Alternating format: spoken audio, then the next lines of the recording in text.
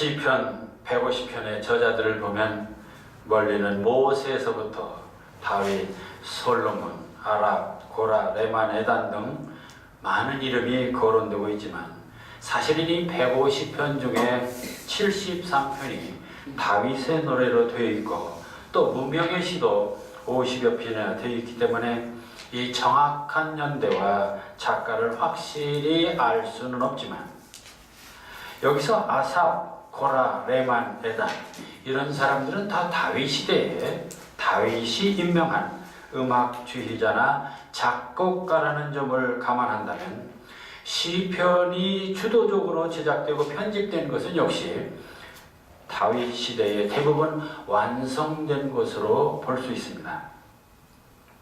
그렇다면 왜 다윗 시대에 시편이 제작되고 편집되었을까요? 다윗은 흩어진 이스라엘 12지파를 전부 하나의 왕국으로 통일하고 시온에 있는 시온산이 있는 예루살렘을 수도로 정했을 뿐만 아니라 예루살렘을 명실공히 하나님이 계신 성지로 삼고자 했습니다. 그래서 일찍이 하나님이 시내산에서 언약하신 만국의 우뚝 서는 이 제사장의 나라를 꿈꾸었던 것입니다. 그러자면 먼저 그들이 가장 신성히 여기는 언약궤를 예루살렘으로 모셔야 했습니다. 그래서 다윗은 사울왕 시대에 블레셋에 빼앗겼던 이 언약궤를 찾아서 아비나답과 에돔의 집에 두었다가 마침내 예루살렘으로 옮기게 됩니다. 이때 다윗이 얼마나 기뻤던지 춤을 추었고 온 백성도 환호했습니다. 사무엘하 6장 14절에서 15절은 이렇게 기록합니다. 여호와 앞에서 힘을 다하여 춤을 추는데 배 에봇을 입었더라. 다윗과 온 이스라엘 족속이 즐거이 부르며 나팔을 불고 여호와의 궤를 메고 오니라. 도대체 언약궤가 이스라엘 민족에게 어떤 의미가 있는 것입니까? 성막 안에 있는 언약궤는 하나님께서 현존하시며 그의 영광을 나타내는 곳입니다. 언약궤 안에는 모세의 십계명 돌판이 있고 만나를 담았던 단지가 있고 아론의 지팡이가 있습니다. 이 십계명 돌판은 바로 하나님이 모세를 통해서 내려주신 율법입니다. 만나는 척박한 광야 40년에 하나님이 주신 바로 육신의 양식입니다. 그리고 아론의 지팡이는 바로 하나님이 모세와 아론을 통해서 통치하시던 권위의 상징입니다. 그렇다면 언약궤의 선물들은 바로 하나님이 이스라엘 민족에게 구체적으로 그 능력과 사랑을 보여주신 실증적인 증거물입니다. 그리고 이스라엘 민족은 그 속에 하나님의 능력이 있고 구속이 있고 구원이 있다고 믿었습니다. 이런 언약궤이기 때문에 다윗은 바로 통일 왕국의 수도인 예루살렘 성전을 짓고 언약궤를 모시고 예루살렘을 하나님이 통치하시는 하나님 왕국으로 만들고자 했던 것입니다. 이렇게 언약궤를 예루살렘 성전에 모시고 하나님을 이스라엘 왕으로 모시는 이 신정국가의 성역화 작업 과정에서 바로 시편이라고 하는 수많은 찬양시가 제작되게 된 것입니다. 이를 뒷받침하는 내용이 바로 역대상 23장 25장을 보면 다윗은 4,000명 규모의 대합창단과 합주단을 조직했고 288명의 찬양 지휘자 감독을 임명해서 시와 찬양을 전담하는 성가대를 두었다고 했습니다. 이처럼 시편은 성지 예루살렘의 하나님을 중심으로 창작되었기 때문에 150편의 특징을 보면 여호와 하나님을 찬양하는 찬양시가 가장 많습니다. 예컨대 여호와 우리 주여 주의 이름이 온 땅에 어찌 그리 아름다운지요 주의 영광이 하늘을 덮었나이다. 시편 8장 8편 1절 할렐루야 그의 성소에서 하나님을 찬양하며 그의 권능의 궁창에서 그를 찬양할지어다. 시편 150편 1절 이처럼 시편은 여호와의 이름을 부르며 찬양하는 시가 대부분입니다. 다음으로 여호와 하나님을 왕으로 주대하는 내용의 시가 있습니다. 이를 제왕시 또는 대관식 시라고 부르기도 합니다. 하나님께서 즐거운 함성 중에 올라가시며 여호와께서 나팔 소리 중에 올라가시도다. 찬송하라, 하나님을 찬송하라, 찬송하라, 우리 왕을 찬송하라. 하나님은 온 땅의 왕이심이라. 지혜의 시로 찬송할지어다. 하나님의 뭇백성을 다스리시며 하나님의 그의 거룩한 보좌에 앉으셨도다. 시편 47편 6절에서 8절 그렇게 노래하고 있습니다. 이 시를 보면 바로 하나님이 왕 중의 왕이시고 실질적으로만 백성을 다스리시는 분입니다. 세 번째로 개인의 탄식이나 민족의 탄식을 통해서 하나님께 호소하는 이 탄원의 시도 많이 있습니다. 예컨대 시편 13편 1절에서 2절 보면 여호와여 어느 때까지니까 나를 영원히 잊으셨나이까? 주의 얼굴을 나에게서 어느 때까지 숨기시겠나이까? 나의 영혼이 번민하며 종일토록 마음에 근심하기를 어느 때까지 하며 내 원수가 나를 치며 자랑하기를 어느 때까지니까? 이렇게 하나님과 멀어진 자신을 탄식하며 하나님과의 회복을 소망하는 또 시들을 지었습니다. 그러나 하나님은 또 자비하셔서 나를 죽음에서 살리시고 절망에서 건져주셨습니다. 그러니 감사할 뿐입니다.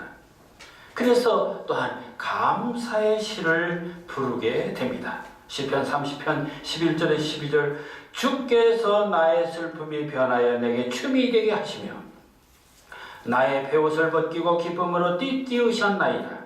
이는 잠잠하지 아니하고 내 영광으로 주를 찬송하게 하심이니 여호와 나의 하나님이여 내가 주께 영원히 감사하리이다. 그러나 이런 찬양과 감사와 의심만 있는 것은 아닙니다. 예루살렘에 도전하고 파괴한 자들을 저주하는 시도 있습니다. 시편 137편 8절에서 9절 멸망할 딸 바벨로나 내가 우리의 행한 대로 네게 갚는 자가 복이 있으리로다. 내 어린 것들을 바위에 메어치는 자는 복이 있으리로다. 이는 이스라엘을 포로로 삼고 성전을 파괴하고 바벨론을 저주하십니다. 이 밖에도 하나님의 율법을 찬양한 시 또는 지혜의 시, 예언의 시도 있습니다. 그런데 특히 시편에서 주목하게 되는 것은 바로 하나님이 계신 성지 예루살렘을 동경하고 예루살렘 성전에서 예배를 드리고 축복을 받고자 하는 수많은 이 순례자들의 노래, 바로 순례자의 시가 많다는 사실입니다. 순례란 무엇입니까? 순례는 바로 신의 은총을 얻기 위해서 성스러운 곳을 찾아가 참배하고 감사를 들어오나 속죄나 영혼의 정화를 위해서 성지를 찾아가 고행을 하고 헌신을 하는 행위입니다. 따라서 순례의 본질은 신성하고 전능한 대상에게 은총을 받고자 하는 신앙적 행위고 예배이기도 합니다. 그런데 이런 순례의 전통은 바로 구약의 이스라엘 민족에게는 아주 필수적인 율법이기도 했습니다. 하나님은 시내산에서 모세를 통해서 이런 율법을 내리셨습니다. 출애굽기 23장 14절에서 17절을 보면 14절 너는 매년 3차 내게 절기를 지킬지니라. 첫째 15절 너는 무교병의 절기를 지키라. 바로 6월절입니다. 둘째 16절 맥추절을 즐기라. 이는 내가 수고하여 밭에 뿌린 것의 첫 열매를 거둠이니라. 세 번째 수장절을 지키라. 이는 내가 수고하고 이룬 것을 연말에 밭에서부터 거두어 저장함이라. 그리고는 17절 너의 모든 남자는 매년 3번씩 주 여호와께 보일지니라. 여호와께 보일지니라. 이렇게 이스라엘 민족에게는 하나님을 직접 배워야 하는 의무가 있었습니다. 그래서 1년에 3번 가게 되는 예루살렘 순례는 이들에게는 매우 설레는 시간이 아닐 수 없었습니다. 특히 예루살렘에서 멀리 떨어진 시골에 있거나 또 외국을 유랑하는 소위 디아스포라들에게는 이 예루살렘 순례는 매년 갈 수 있는 곳이 아니었습니다. 3번 갈 수 있는 곳도 아니었습니다. 그러니까 1년에 한 번 갈 수 있고 몇 년에 한 번, 아니 평생에 한 번 갈 수도 있고 영원히 못 갈 수도 있는 곳이 바로 예루살렘입니다. 그렇게 그들이 예루살렘 순례는 정말 기대와 고난과 영광과 축복이 어우러지는 최고의 신앙적 이벤트가 아닐 수 없었습니다. 우리는 민족의 근원을 백두산으로 하고 있습니다. 건국신화를 보면 하늘에 계신 환인이 그의 아들 환웅을 백두산으로 보내어 거기서부터 나라를 시작했다고 하기 때문에 비록 이것이 신화이기는 하지만 우리는 누구나 백두산 한번 가보기를 소원합니다. 그리고 백두산에 간 사람이면 누구나 그 감동을 한마디 글로 남기고 싶어 합니다. 더구나 문인이라면 분명 백두산 기행문이나 기행시를 쓰게 됩니다. 저도 1999년, 90년 백두산에 오른 기분을 백두산이란 제목으로 이렇게 적어 보았습니다. 산은 산중에 산이 되어 산들의 지존이 되고 호수는 분출하는 전기가 되어 사해를 다스린다. 널리 인간을 이롭게 하는 천심이여 이로의 날개가 사방으로 펄럭이는 창세의 기폭이여 진정 하늘의 나라가 이 땅에 임하옵는 당신의 지극하신 사랑이여. 이렇게 우리는 백두산 전설 하나만으로도 수많은 문학이 탄생하는데 하물며 이스라엘인들에게는 하나님이 바로 예루살렘 성전에 계시다고 생각할 때 예루살렘 순례의 길은 한마디로 문학의 길이고 시의 길이고 찬양의 길일 수밖에 없는 것입니다. 그러게 시편 150편은 바로 예루살렘을 순례하면서 하나님에 대한 그림과 감사와 탄원을 노래한 넓은 의미에서는 성지 예루살렘에 대한 순례자들의 시 또는 예배의 시라고 할 수 있는 것입니다. 그 중에 하나가 바로 오늘 우리가 봉독한 시편 84편이 됩니다. 그렇게 이 시는 첫 절에서 예루살렘 성전을 처음 본 감격을 먼저 적고 있습니다. 1절 함께 봉독하실까요? 만군의 여호와여 주의 장막이 어찌 그리 사랑스러운지요. 여기서 만군이란 많은 군대, 모든 민족, 나아가서는 우주 만물을 말합니다. 따라서 우주 만물의 주인이신 하나님이여 주의 장막이, 그 교회가, 예배당이, 성전이 어찌 그리 사랑스러운지요. 아니 주의 성전이 얼마나 아름다운지요라든지 얼마나 웅장한지요가 아니라 어찌 그리 사랑스러운지요입니다. 이 얼마나 정감을 느끼게 하는 표현입니까? 사실 사랑스럽다는 말은 인격적인 대상에 쓰는 말입니다. 그렇다면 주의 장막을 사랑한다는 말은 장막에 계신 하나님을 사랑하는 뜻을 포함하고 있는 것입니다. 이것이 바로 시인의 어법이고 시편에서 볼 수 있는 어법입니다. 사실 거룩하고 위엄 있는 하나님을 사랑합니다라고 말할 수 있는 것은 일반 성경에서는 듣기 어려운 말입니다. 그런데 시편의 시인들은 하나님이 어찌 그리 사랑스러운지요 이런 말을 거침없이 사용하고 있습니다.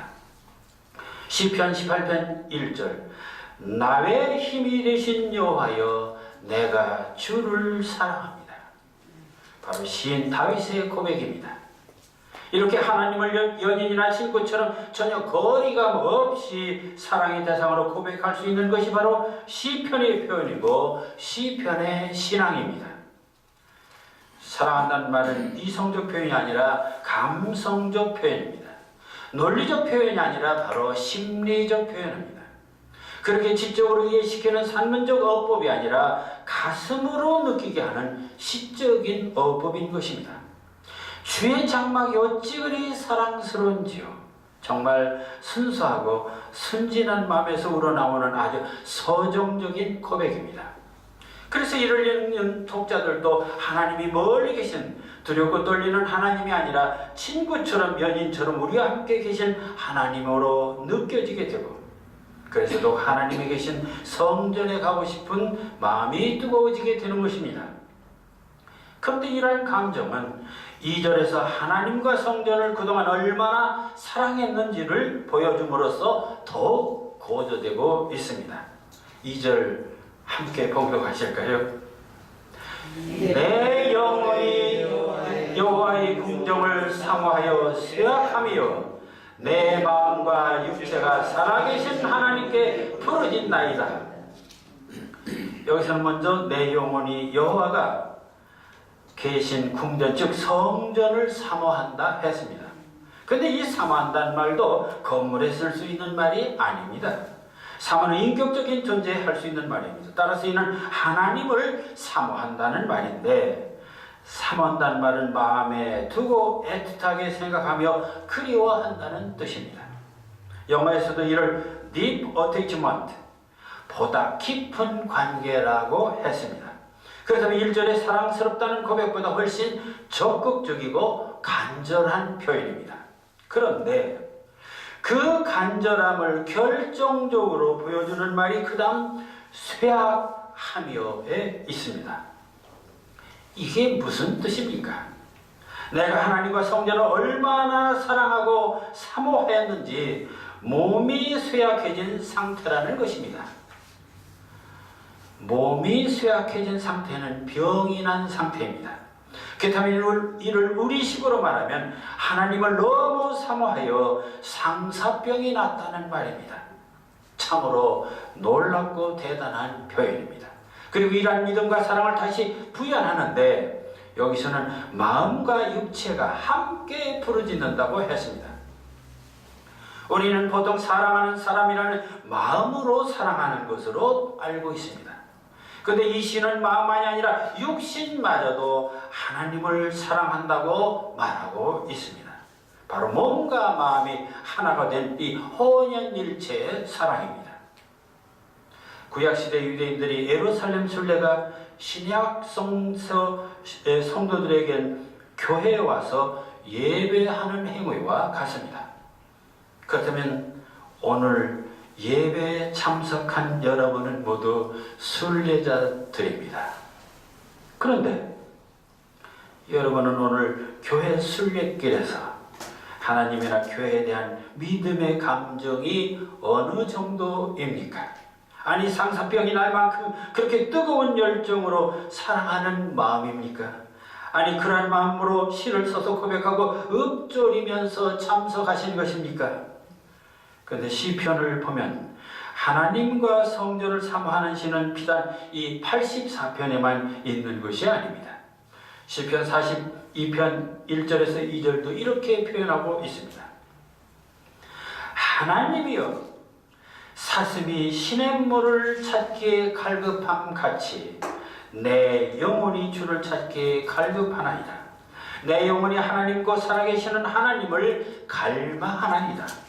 사슴이 시냇물을 갈급한 같이 그렇게 하나님을 갈급한다는 것입니다. 이처럼 시편의 시인들은 하나님이 계신 이 예루살렘 성전에 가는 것을 가장 행복한 순례로 생각했고, 그곳에서 하나님을 만나기를 마치 사랑하는 연인을 만나러 가는 것처럼 그렇게 설레이는 마음으로 뜨겁게 열망했습니다.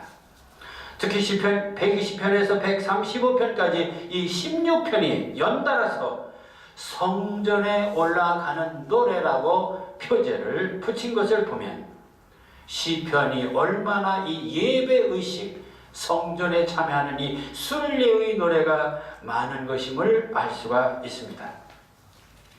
우리는 구약시대의 신앙이라면 모두가 율법적이고 형식적인 바리새인들의 신앙만 생각하는 경우가 많습니다. 그러나 다윗 시대에는 이처럼 뜨거운 신앙이었습니다. 저들은 그 뜨거운 마음을 시를 지어 낭송했는데 그것이 저들의 기도이고 찬양이고 설교이고 바로 예배였던 것입니다. 여기서 오늘 우리가 믿고 있는 하나님과 교회에 대한 신앙적 태도를 돌아보게 합니다. 시편의 성도들은 성전에 가는 것이 바로 하나님을 만나러 가는 것이었습니다. 아니 씨를 읊조리며 하나님께 뜨겁게 사랑한다고 고백하고 찬양하며 경배하러 가는 것이었습니다. 그렇게 열정적이고 감성적이고 이 시적인 바로 파토스가 있었습니다.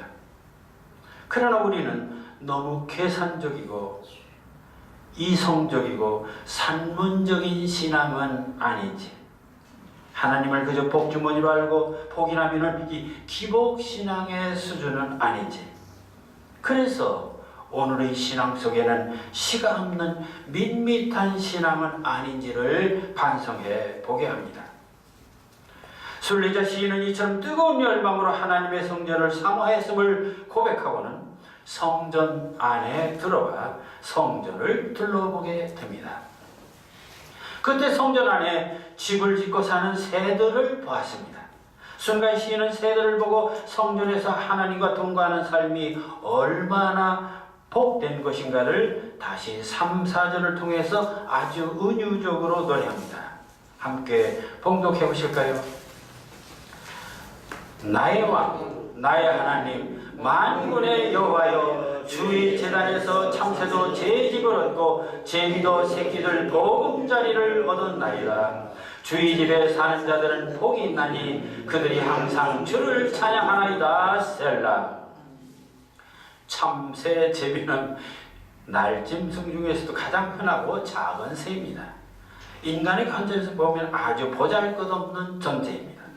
그런 별것 아닌 존재들도 하나님 품에서 행복하게 사는 것을 보면서 시인은 먼저 그 감격을 나의 왕, 나의 하나님, 만군의 여호와란 이 동의 반복적 리듬을 살려서 최대한으로 하나님을 찬양하면서 주의 집에 사는 삶이 얼마나 복된 것인가를 노래합니다. 이것은 바로 1차적으로 성전에서 봉사하는 사람들일 수도 있습니다. 그러나 보다 근본적인 뜻은 이 하나님과 동거하는 삶, 인간 중심의 삶이 아니라 하나님 중심의 삶이 얼마나 행복한 것인가. 그러게 그들은 기쁨이 충만해 항상 주를 찬양할 수밖에 없구나. 그래서 셀라라고 하는 것은 높이 불러라 이런 뜻입니다.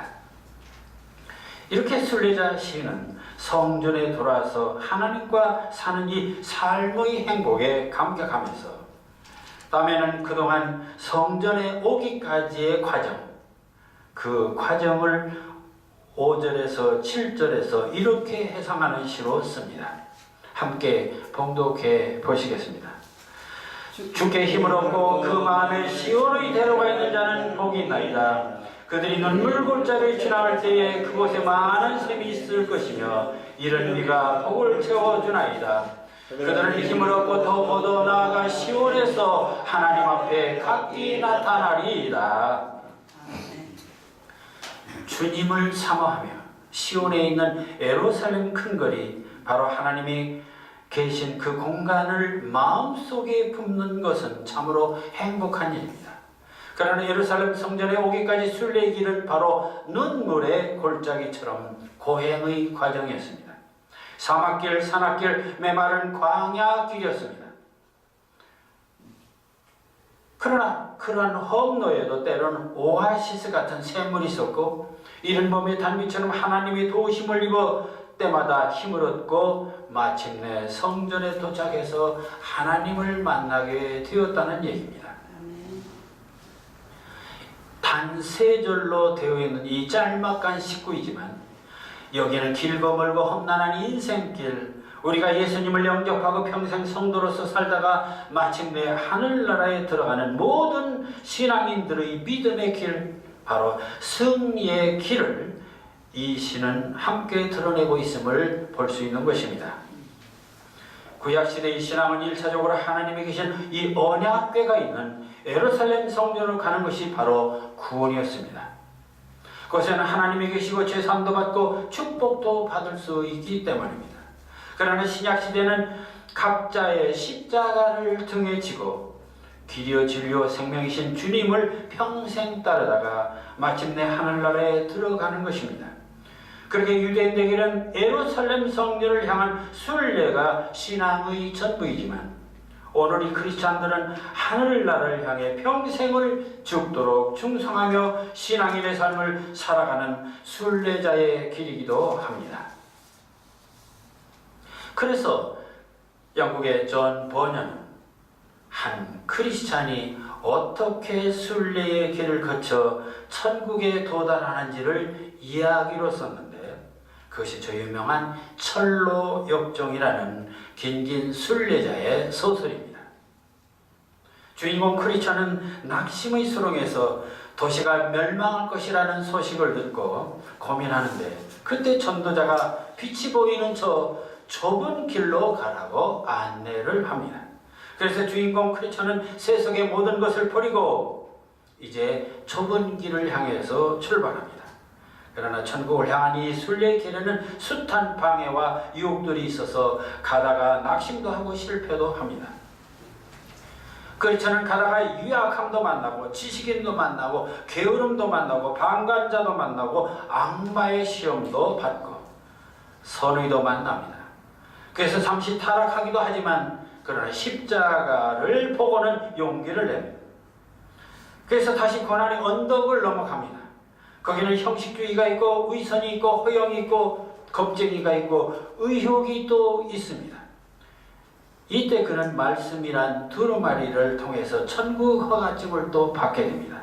그리고는 분별을 만나 평안의 휴식을 취하기도 합니다. 근데 또 악마를 만나고 인정과 경건과 신중과 분별이란 또 아가씨들을 만나고 겸손도 만나고, 그러다가 악마와 전투에서 치명상을 또 입게 됩니다. 그때 다시 하나님께서 힘을 주시고 치유해 주십니다.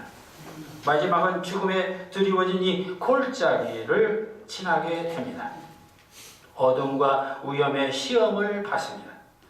그때 크리스찬은 아모스서 5장 8절 하나님께서는 사망의 그늘로 아침이 되게 하셨도다, 이 말씀을 떠올리면서 천국으로 들어간다는 이야기가 바로 철로역종의 긴긴 수백 장에 걸치는 그러한 순례의 이야기가 됩니다. 그런데 이렇게 파란만장한 순례자의 고행길을 이 시편 시인은 단 3절로 표현했는데 그것도 아주 감동적입니다. 도대체 3구절의 이 짧은 문장인데 어떻게 순례자의 이 긴긴 과정을 실감나게 드러낼 수 있었을까요? 그것이 바로 시적인 메타포라는 이 은유의 무기 때문입니다. 이 3절의 문장에는 4개의 메타포가 있습니다. 여러분, 이 문장에서 4개의 메타포가 보입니까? 보인다면 모두 실력 있는 크리스찬 시인입니다. 자, 이 시의 첫째 메타포는 바로 마음의 시온의 대로가 있는 자, 마음의 시온의 대로가 큰 길이 있는 자. 시온은 예루살렘, 마음속에 예루살렘의 큰 대로가 있는 자입니다. 마음속에 예루살렘 거리가 들어있다는 참으로 멋진 정말 은유가 아닐 수 없습니다. 그만큼 마음속에 예루살렘 성전이 가득하다는 얘기죠. 그만큼 하나님에 대한 기대가 가득하다는 얘기입니다. 둘째 메타포는 바로 눈물 골짜기입니다. 고통스러운 순례 예정을 한마디로 압축했는데 이 속에는 정말 평생에 걸친 산전수전 이야기를 다 압축한 것입니다. 그게 바로 눈물골짜기라는 이미지로 은유로 표현하고 있습니다. 세 번째 메타포는 바로 샘이라고 했습니다. 샘은 그 고통에서도 잠시 쉴 수 있는 바로 안식처, 오아시스 같은 곳이죠. 그리고 네 번째 메타포는 이른 비입니다. 고통이 순례길이지만 그래도 하나님의 돌보심으로 때때로 봄비처럼 은혜를 내려주셨습니다. 그래서 힘을 얻어서 마침내 하나님의 성전에 들어간다, 하나님을 만나게 된다는 이야기가 바로 이 84편 이곳에 있는 것입니다. 이것이 바로 시적 표현에 뛰어납니다. 그래서 순례자 시인은 이 5절 7절에서 이렇게 순례의 예정을 회상하고는 다시 성전 안에 들어가서 이제는 기도를 드립니다. 바로 8절과 9절입니다. 그 내용은 이렇습니다. 만군의 하나님 여호와여 내 기도를 들으소서. 야곱의 하나님여 귀를 기울이소서. 셀라. 우리 방패신 하나님여 주께서 기름 부으신 자의 얼굴을 살펴보옵소서. 이 기도에는 세 가지 다른 하나님의 호칭이 동의 반복으로 있습니다. 첫째는 만군의 하나님, 이는 3절에서도 불렀습니다. 다음에 야곱의 하나님입니다. 이는 야곱에게 주신 언약을 실천하신 하나님이기 때문에 나와의 약속을 지킬 것을 믿는 하나님입니다. 세 번째 방패이신 하나님입니다. 방패는 하나님이 우리의 보호자임을 말하고 있습니다. 끝으로 기름 부으신 자에 대해서 기도를 하고 있습니다. 기름 부은 자라면은 요즘 말로 하면 대통령이나 위정자들입니다. 이들의 형편을 살펴서 은총을 내려달라고 중보 기도를 드립니다. 그리고는 마지막 10절에서 12절에서 이제는 총체적으로 순례의 체험을 총체적으로 노래하고 있는데, 이 또한 대단히 감동적인 신앙 고백입니다. 그 고백은 이렇습니다. 10절에서 12절 함께 봉독해 보겠습니다. 84편 10절에서 12절. 10절. 주의 궁정에서 한 날이 다른 곳에서의 첫날보다 나은즉 악인의 장막에 사는 것보다 내 하나님의 성전 문지기로 있는 것이 좋사오니 여호와 하나님은 해요 방패시라.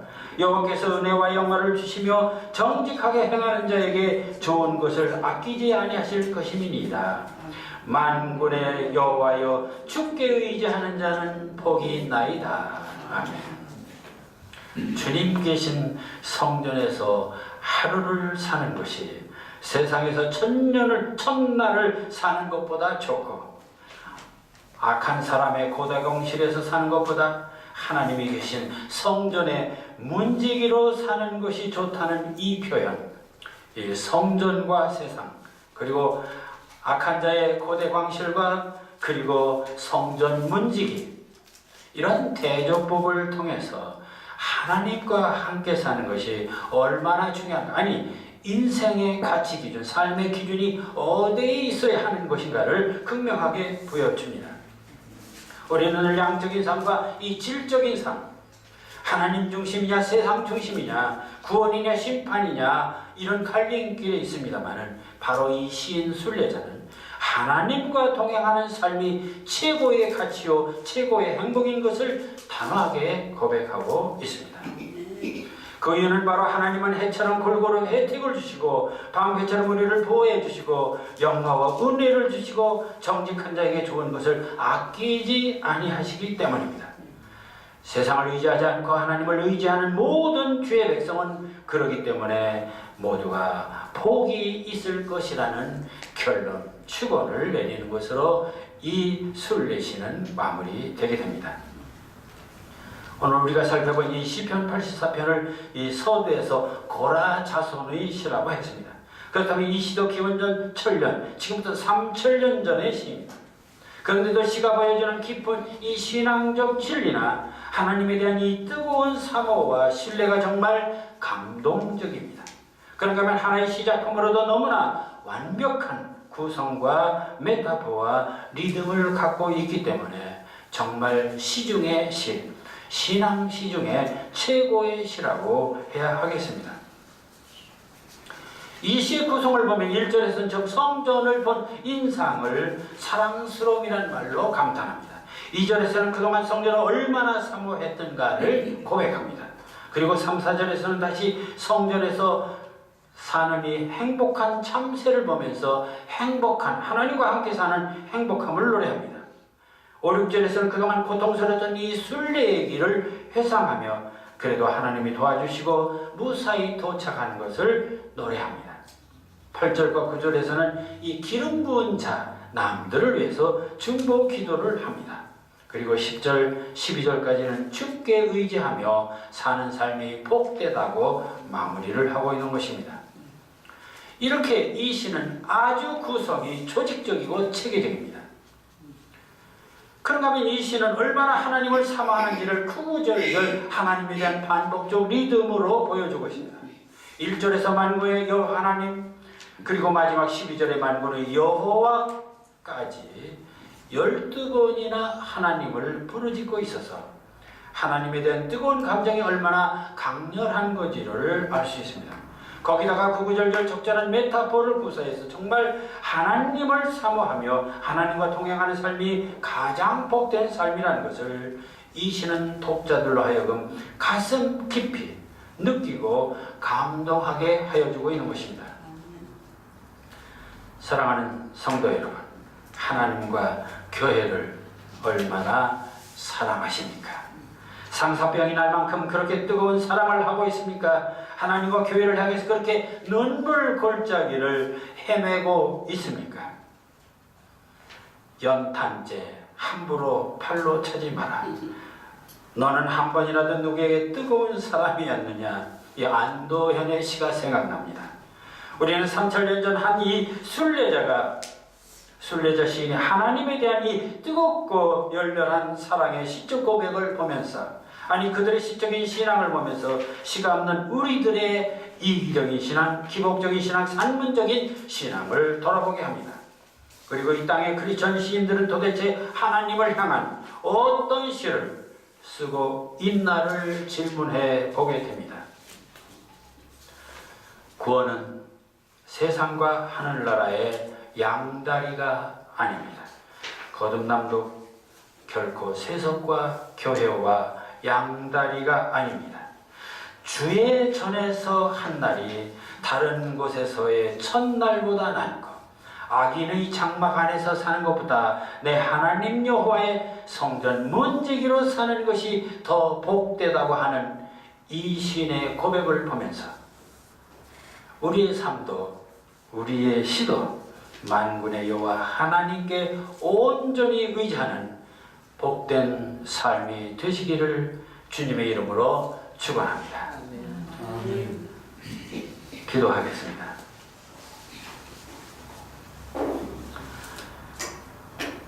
예루살렘으로 가게 하소서. 앞만 보고 가게 하소서. 낮에는 서편 하늘의 구름 기둥만을 보게 하시고, 밤에는 당신의 불기둥 베들레헴 하늘에 빛나는 별만 보고 가게 하소서. 예루살렘으로 가게 하소서. 당신만을 따라가게 하소서.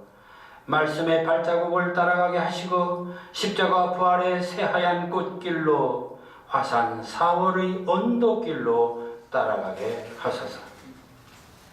예루살렘으로 가게 하소서. 눈물 골짜기도 가게 하소서.